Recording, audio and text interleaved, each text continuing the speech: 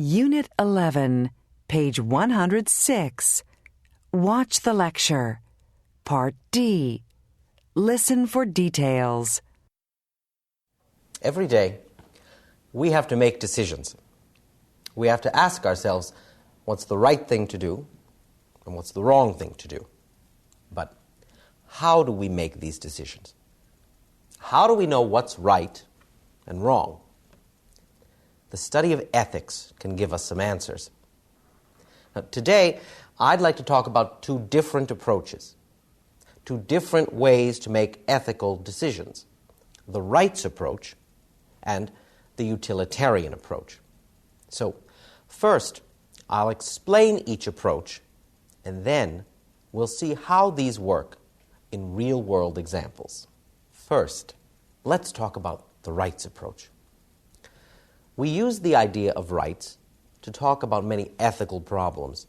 This idea of rights comes originally from the philosophy of Immanuel Kant, a German philosopher in the 18th century. The principle says that each individual has the freedom to make choices, and that other people must respect those choices. Let's take the right to free speech as an example. Freedom of speech means two things. First, that I have the right to say whatever I want, and second, that other people must respect my right to speak. So, according to the rights approach, an ethical action must respect an individual's choices.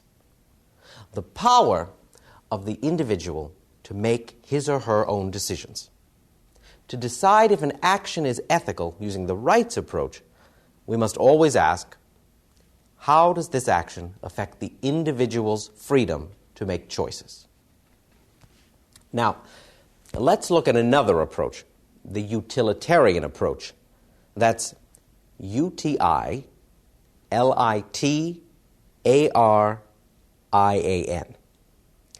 The utilitarian approach was made popular in the 19th century by British philosopher John Stuart Mill. In this approach, the most important thing is not individual rights. The most important thing is making the world a better place. So, here, an ethical action is one that creates the greatest amount of good.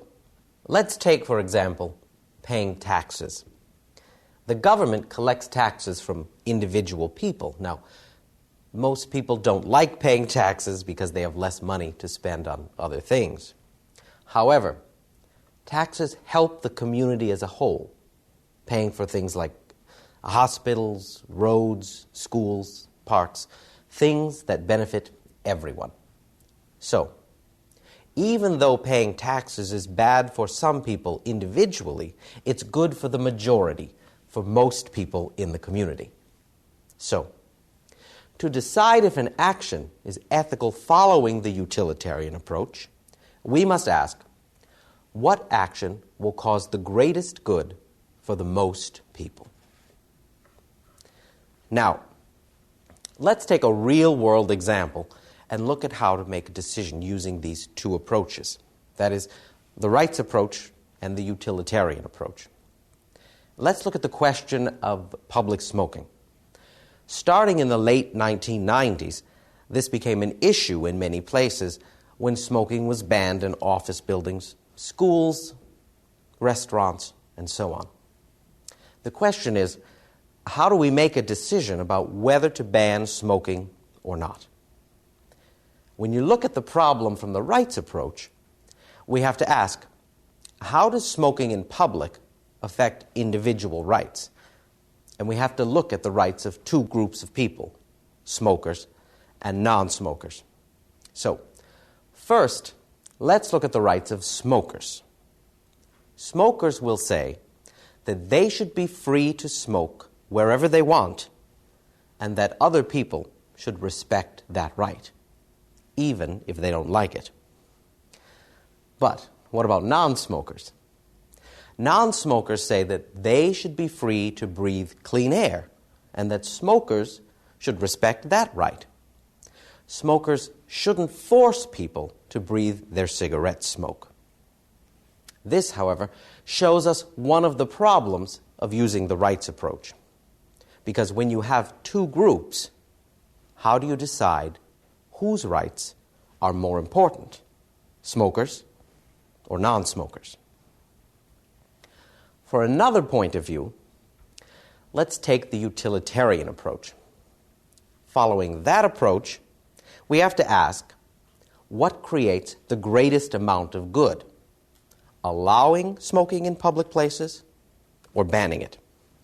So, what's good about allowing smoking in public places? Well, smokers will be happy, but that's pretty much it.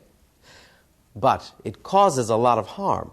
So, overall, you can argue that the ethical choice is to impose a ban on smoking in public places because it creates the greater good.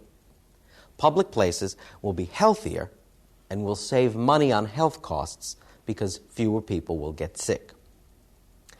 Through this example, we can see the differences between looking at an ethical problem from the rights approach and from the utilitarian approach. So, until next time, I'd like you to think of some other real-life examples and consider them in the context of the two ethical decision-making approaches we discussed today. That's all.